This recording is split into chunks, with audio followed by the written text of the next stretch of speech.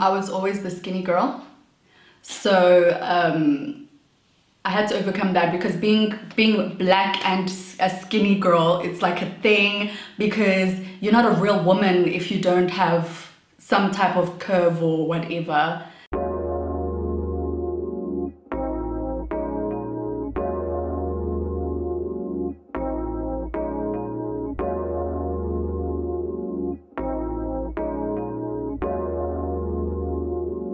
Okay, so are you ready? Yes. Okay, Matt, we ready? Okay, awesome.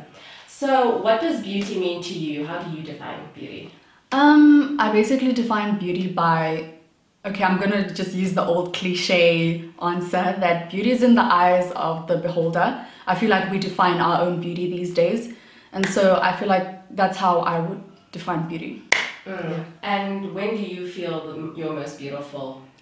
Okay, my answer's gonna be a bit shallow, but at first I used to feel the most beautiful when someone would like compliment me, and then I noticed that when I turned 20 it didn't matter as much. I started feeling the most beautiful when I'm surrounded by people who make me feel like I can unapologetically be myself. Yeah. Absolutely. Let's start off by then taking off your earrings.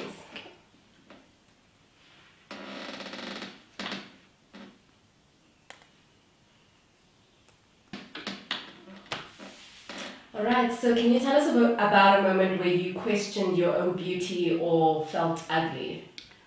I would say primary school. When my mom finished nursing school, everyone was going overseas to like train and do their job there. So she basically packed me and her and we went overseas, and there was that, I could always feel that difference. Like not only was I the African child, but I was also one of the dark-skinned girls.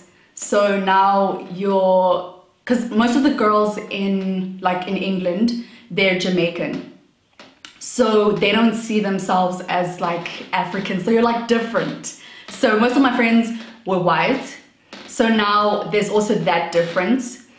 And I remember this one time they brought makeup to school, and it was like a foundation, like this light foundation, and they were all putting it on, and I'm just sitting there. I'm like, oh, can I? Like, no, you need like a blacker one. So it was just like our friendship was fine, but there was always like these little jabs that wouldn't mean much to them but would mean to me. So there's that difference of not only social acceptance but also like the physical acceptance. So I think those are the times I felt most unpretty. And do you find it different in South Africa because there's more people that look like you, or?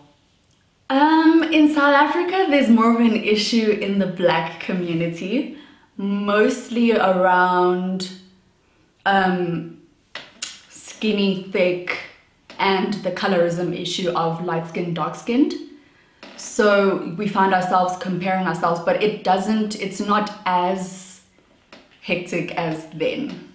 Yeah. Okay. So then can you share with us what your earliest memory regarding beauty is? Probably when I was 6, because that's when my mom started relaxing my hair. So then I was like so happy because now like I had this like straight hair, and I was like, yes, I'm like the other girls. I was like my friends. So every time my hair wasn't relaxed, like I would just like panic because now I just have this like bush. But yeah, that's my earliest memory. But now you're sporting natural hair. Now I'm sporting natural hair. What like made that transition? I've never cut my hair. So and like my scalp was tired hair, it was tired of the relaxer, so I cut my hair and I was like, okay, let me just grow an afro. Then the afro was too much maintenance, I couldn't deal, it was too hot, so I just said let me cut my hair. And it started becoming like a symbolic thing for me. Like now I just need the short hair. I feel it's the most naked and raw I've ever been in my life, because I would never cut my hair. I always thought like, if I cut my hair, like I'll be ugly. That's the end of it. That's the end of me. So yeah, but it's the best I've ever felt, to be honest. Can definitely relate. Okay, so lipstick. Okay.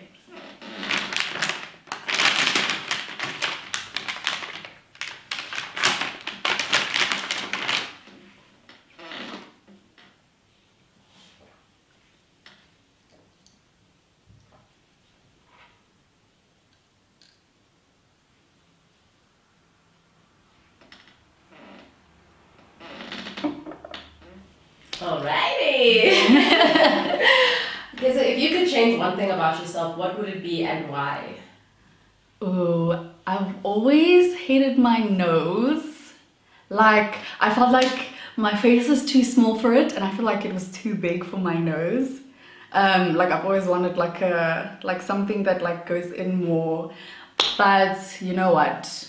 It's the face God gave you. You just have to rock it. Yeah. That is such a cute nose. Alright, so then in that vein, what is an insecurity that you have overcome and maybe even possibly embraced about yourself? I was always the skinny girl. So I had to overcome that because being black and a skinny girl, it's like a thing because you're not a real woman if you don't have some type of curve or whatever. So like I would always get teased about, oh, you have no butt, or like you have skinny legs, blah blah blah blah. So I think that's one of the things I had to embrace, is that how boring would the world be if we all looked the same. So that's definitely something I had to overcome. Nice. Hair and eyes. And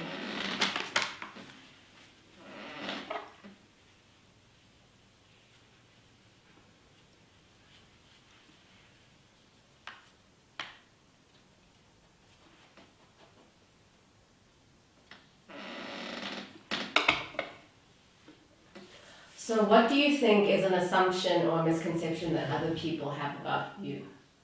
Oh, that I'm stuck up. Hey guys, Bogang here. So you've reached the end of part 1, but believe it or not, it gets better in part 2. So check that out. Click the video right here. To subscribe to see more videos like this, just click the icon up here, somewhere up here. Alright, yeah. See you. Bye.